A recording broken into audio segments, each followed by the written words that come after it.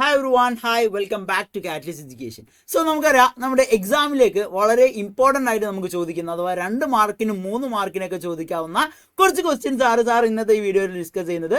So ഒരു video നിങ്ങൾ എല്ലാവരും ശ്രദ്ധിച്ചിരിക്കാം. ഓക്കെ, സോ അതിൽ ആദ്യത്തെ ക്വസ്റ്റ്യൻ ചോദിച്ചിട്ടുള്ളത് what do you mean by free and open source software എന്നാണ്. അല്ലേ, എന്താണ് free and open source software എന്നുള്ളതാണ്. എന്താണ് free and open source software എന്നുള്ളത് നമുക്ക് നോക്കാം. ഇവിടെ നമുക്ക് ആ ഒരു പേരിൽ തന്നെ പറഞ്ഞിട്ടുണ്ട്, അത് ഫ്രീ ആണ്. അല്ലെ, which means the does not require any copyright or licensing. അല്ലെ, ലൈസൻസിങ്ങോ കോപ്പിറൈറ്റോ ഒന്നുമില്ലാത്ത കംപ്ലീറ്റ്ലി ഫ്രീ ആയിട്ട് വരുന്ന ഒരു സോഫ്റ്റ്വെയർ, അതിനെയാണ് നമ്മൾ free and open source software എന്ന് വിളിക്കുന്നത്. അല്ലെ, അഥവാ ഈ ഒരു സോഫ്റ്റ്വെയറിനെ കോപ്പി ചെയ്യാനോ ഇതിനെ നമുക്ക് മോഡിഫൈ ചെയ്യാനോ അല്ലെ ഒരു പെർമിഷൻ ഒന്നും, അഥവാ അതിന്റെ വെൻഡർ ആ ക്രിയേറ്ററിന്റെ പെർമിഷൻ ഇല്ലാതെ നമുക്ക് അതിനെ മോഡിഫൈ ചെയ്യാനോ അപ്ഡേറ്റ് ചെയ്യാനോ മറ്റൊരാൾക്ക് ഷെയർ ചെയ്യാനൊക്കെ വേണ്ടിയിട്ട് പറ്റും. അങ്ങനെ വരുന്ന സോഫ്റ്റ്വെയർസിനെ നമ്മൾ പറയുന്ന പേരാണ് free and open source software എന്ന് പറയുന്നത്. അല്ലെ, അഥവാ ഈ ഒരു സോഫ്റ്റ്വെയർ ഫ്രീ ആയിട്ട് യൂസ് ചെയ്യാനും അതിനെ മോഡിഫൈ ചെയ്യാനും അതിനെ റീഡിസ്ട്രിബ്യൂട്ട് ചെയ്യാനും ഒരു യൂസർക്ക് പറ്റും. അങ്ങനെ വരുന്ന സോഫ്റ്റ്വെയർസ് ആണ് free and open source software എന്ന് പറയുന്നത്. അതിൽ 4 ഫ്രീഡം അവർ നമുക്ക് എന്ത് ചെയ്യുന്നുണ്ട്, പ്രൊവൈഡ് ചെയ്യുന്നുണ്ട്. ഫ്രീഡം 0 വരുന്നുണ്ട്, ഫ്രീഡം 1 വരുന്നുണ്ട്, ഫ്രീഡം 2 വരുന്നുണ്ട്, അതുപോലെ തന്നെ ഫ്രീഡം 3 വരുന്നുണ്ട്. അല്ലേ, ഇത് നമുക്ക് പൊതുവെ ഒരു 3 മാർക്കിനൊക്കെ ചോദിച്ചു കണ്ടിട്ടുള്ള ഒരു ക്വസ്റ്റ്യൻ ആണ്. പിന്നീട് നമ്മളോട് ചോദിച്ചിട്ടുള്ള ഒരു ക്വസ്റ്റ്യൻ ആണ് mention any 4 functions of operating system. Operating സിസ്റ്റത്തിന്റെ ഏതെങ്കിലും 4 ഫങ്ഷൻസ് ആണ് നമ്മളോട് ചോദിച്ചിട്ടുള്ളത്. ഏതൊക്കെയാണ് ഓപ്പറേറ്റിംഗ് സിസ്റ്റത്തിന്റെ 4 ഫങ്ഷൻസ് എന്ന് പറയുന്നത്? നമുക്കറിയാം, അതിൽ ഏറ്റവും ഫസ്റ്റ് വൺ പറയുന്നതാണ് പ്രോസസ് മാനേജ്മെന്റ് എന്ന് പറയുന്നത്. അല്ലെ, നമുക്ക് വർക്ക് ചെയ്യാൻ ആവശ്യമായ ഡാറ്റകളെ അലോക്കേറ്റ് ചെയ്യുന്നതും ഡി അലോക്കേറ്റ് ചെയ്യുന്നതൊക്കെ ആരെയാണ്? പ്രോസസ് മാനേജ്മെന്റ് ആണ്. രണ്ടാമതായിട്ട് പറയുന്നതാണ് മെമ്മറി മാനേജ്മെന്റ്. അല്ലെ, it take care of the allocation and allocation of memory, അഥവാ പ്രോപ്പറായിട്ട് എത്ര മെമ്മറി ഉണ്ട്, ഓരോ ഡാറ്റനെയും ഏത് മെമ്മറിയിലേക്ക് ഇൻപുട്ട് ചെയ്യണം, ഇതൊക്കെ കംപ്ലീറ്റ്ലി കാൽക്കുലേറ്റ് ചെയ്യുന്ന ആരാണ്? മെമ്മറി മാനേജ്മെന്റ് ആണ്. മൂന്നാമതായിട്ട് പറയുന്നത് ഫയൽ മാനേജ്മെന്റ് ആണ്. ഫയൽ മാനേജ്മെന്റ് എന്താ ചെയ്യുന്നത്?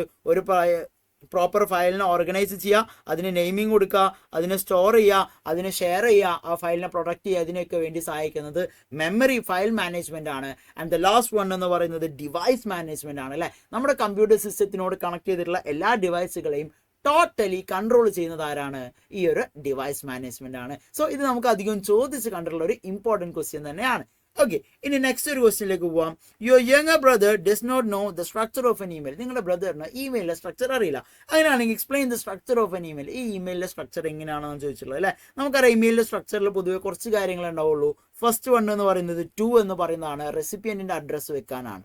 രണ്ടാമത് എന്ന് പറയുന്നത് 2ന്റെ തന്നെ കാർബൺ കോപ്പി, അഥവാ രണ്ടാമത്തെ അഡ്രസ്സ് അഥവാ രണ്ടാമത്തെ റെസിപ്പിയന്റിന്റെ അഡ്രസ്സ് വെക്കാൻ വേണ്ടിയിട്ടും BCC എന്ന് പറയുന്നത് ബ്ലൈൻഡ് കാർബൺ കോപ്പി, മൂന്നാമത്തെ ഒരാളുടെ അഡ്രസ്സ് വെക്കാനുമാണ്. പിന്നീട് നമുക്ക് ഫ്രം ഉണ്ടാവും, റിപ്ലൈ ടു ഉണ്ടാവും, സബ്ജക്റ്റ് ഉണ്ടാവും, ബോഡി ഉണ്ടാവും, അറ്റാച്ച്മെന്റ് ഉണ്ടാവും. ഇതൊക്കെയാണ് കോമൺ ആയിട്ട് നമ്മുടെ ഒരു മെയിൽ വരുന്ന സെക്ഷൻസ് എന്ന് പറയുന്നത്. ഇതും നമുക്കൊരു 3 മാർക്കിനൊക്കെ ചോദിച്ച് കണ്ടിട്ടുള്ള ഒരു ക്വസ്റ്റ്യൻ ആണ്. ക്ലിയർ? അടുത്തൊരു ക്വസ്റ്റ്യൻ നമ്മളോട് ചോദിച്ചിട്ടുള്ളത് 2 മാർക്കിന്റെ ഒരു ക്വസ്റ്റ്യൻ ആണ്. What do you mean by line of sight method of propagation? അല്ലെ, ലൈൻ ഓഫ് സൈറ്റ് മെത്തേഡ് എന്ന് പറയുന്നത് എന്താണ്? നമ്മുടെ കമ്മ്യൂണിക്കേഷനിൽ വരുന്നതാണ് ലൈൻ ഓഫ് സൈറ്റ് എന്ന് പറയുന്നത്. നമുക്ക് നോക്കാം. ലൈൻ ഓഫ് സൈറ്റ് എന്ന് പറയുമ്പോൾ പൊതുവെ മൈക്രോവേവ്സ് ആണ് എന്തുണ്ടാവുക ലൈൻ ഓഫ് സൈറ്റ്, അഥവാ they can only travel in A straight line. Straight ലൈനിൽ അവർക്ക് ട്രാവൽ ചെയ്യാൻ വേണ്ടി പറ്റുള്ളൂ.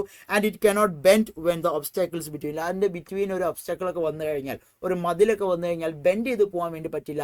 അങ്ങനെയുള്ള ലൈൻ ഓഫ് സൈറ്റ് കമ്മ്യൂണിക്കേഷൻ ആണ് ഏത് എന്ന് പറയുന്നത്? ലൈൻ ഓഫ് സൈറ്റ് എന്ന് പറയുന്നത്. For it uses tall towers instead of short one. ഇതിന് വേണ്ടിയിട്ട് tall towers നമ്മൾ യൂസ് ചെയ്യുന്നുണ്ട്. അല്ലെ, must be a straight line and able to look each other without any obstacle between. അല്ലെ, 2 ടവേഴ്സ് സ്ട്രൈറ്റ് ആയിട്ട് നിൽക്കണം, അതിന് ഇൻ ബിറ്റ്വീൻ ആയിട്ട് ഒരു ഒബ്സ്റ്റാക്കിൾ ഉണ്ടെങ്കിൽ എന്ത് ചെയ്യില്ല, അവിടെ കമ്മ്യൂണിക്കേഷൻ പോസിബിൾ ആവില്ല. അതാണ് ലൈൻ ഓഫ് സൈറ്റ് കമ്മ്യൂണിക്കേഷൻ എന്ന് പറയുന്നത്. പൊതുവെ ഇൻഫ്രാറെഡ് വേവ്സിലും മൈക്രോവേവ്സിലൊക്കെ നമുക്ക് ഏത് വരുന്നുണ്ട്? ഈ ഒരു ലൈൻ ഓഫ് സൈറ്റ് കമ്മ്യൂണിക്കേഷൻ വരുന്നുണ്ട്. ക്ലിയർ?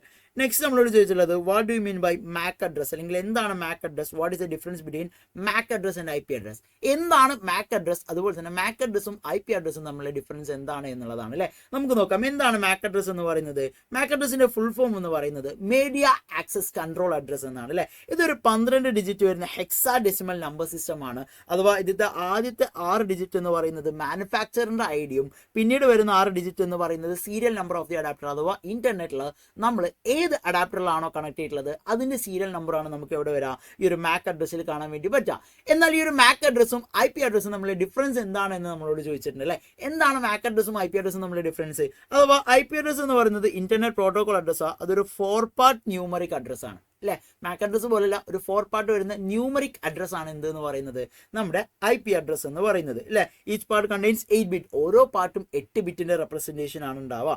ഇവിടെ ഡെസിമൽ നമ്പേഴ്സ് ആണ് നമുക്ക് റെപ്രസെന്റ് ചെയ്യുക. നമുക്ക് സ്റ്റാർട്ടിങ്ങിൽ 32 ബിറ്റ് ഒക്കെ ആയിരുന്നു. ഇപ്പം നമുക്ക് ഒരുപാട് 128 ബിറ്റിന്റെ IP അഡ്രസ്, അതോ ഓരോന്നിനും യുണീക്ക് ആക്കി പ്രൊവൈഡ് ചെയ്യുന്ന ഒരു സിസ്റ്റമാണ് എന്ത് എന്ന് പറയുന്നത്, IP അഡ്രസ് എന്ന് പറയുന്നത്. ഇതും നമുക്ക് എന്ത് ചെയ്യുന്നതാണ്, പൊതുവെ ഒരു 4 മാർക്കിനൊക്കെ ചോദിച്ച് കാണാവുന്ന ഒരു ക്വസ്റ്റ്യൻ ആണ്. സോ ഇത്രയുമാണ് എന്ത് എന്ന് പറയുന്നത് ഇന്നത്തെ ഈ ഒരു വീഡിയോയിൽ നമുക്ക് കാണാനുള്ളത്.